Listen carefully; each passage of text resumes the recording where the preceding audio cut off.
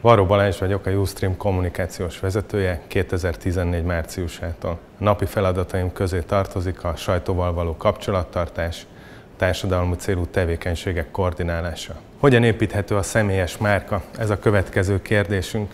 Minden vállalatnál van egy olyan ember, vagy kettő, például az alapító, vagy az ügyvezető, vagy a cégvezetője, akinél nagyon fontos, hogy ne csak mint egy céges kollega, vagy mint egy cégvezető, hanem mint egy személyiség, saját stílussal, saját megjelenéssel, saját gondolatokkal legyen jelen a médiában. Az, hogy hogyan pozícionálunk egy szakembert, az mindig attól függ, hogy milyen kéréseknek, felkéréseknek teszünk eleget, illetve milyen megjelenéseket biztosítunk neki, vagy szervezünk neki.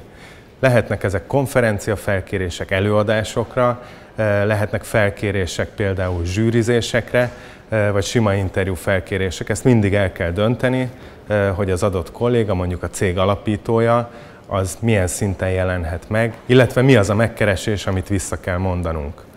Ezekben a döntésekben nagyon sokat számít az, hogy milyen környezetben, milyen más szakemberekkel együtt szerepel az alapító vagy a cégvezető, ezért válogatnunk kell, és előre meg kell határoznunk azt a stratégiát, hogy őt milyen környezetben szeretnénk elhelyezni. A startup világban nem szokatlan, hogy egy cég ügyvezetője éppen tornacipőben, pólóban vagy pulóverben ad interjút vagy jelenik meg eseményeken, de mégis ezek az események nagyon sokszor, sőt többnyire a szakmáról szólnak, arról, hogy éppen mit csinál a cég, milyen a cég múltja, illetve milyen a jövőképe. Mindemellett szerintem szükség van arra, hogy olyan helyeken, olyan környezetben is megjelenjenek ezek a vezetők, amit nem szokhattunk meg tőlük.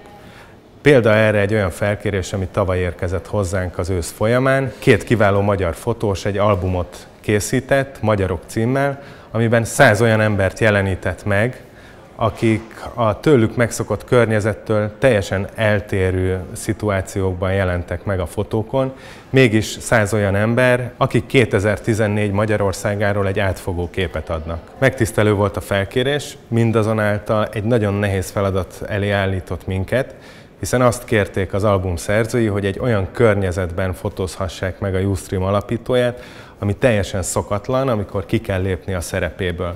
Sokat gondolkodtunk azon, hogy ezt hogy tudnánk megoldani úgy, hogy érdekes legyen, figyelemfelkeltő legyen. Arra jutottunk, hogy mindenképpen egy olyan környezetben, egy olyan kitalált millióben kell megjelentetni a Ustream alapítóját, amivel ő is egyet tud érteni, és a művészeknek is megfelelő lesz. Éppen ezért egy olyan beállítást csináltunk közösen a művészekkel, amiben Fehér Gyula, mint egy Hannibal poszter jelenik meg egy bőségtál előtt, nagyon fura kis házi köntösben. Az elején nagyon furán fogadták ezt a kollégák, aztán miután nagy sikere lett, és a sajtóban, minden recenzióban ezt a fényképet citálták az újságírók, így bebizonyosodott az, hogy ez jó választás volt, és egy olyan művészi alkotásban vettünk részt, ami önmagában is megállja a helyét, másrészt pedig a Ustream brandjének is jót tesz. Ebből a sikerből mi azt tanultuk meg, hogy nem kell mindig alapítóként és cégvezetőként megjelenni, hanem lehet egy kicsit játszani, lehet más területekre is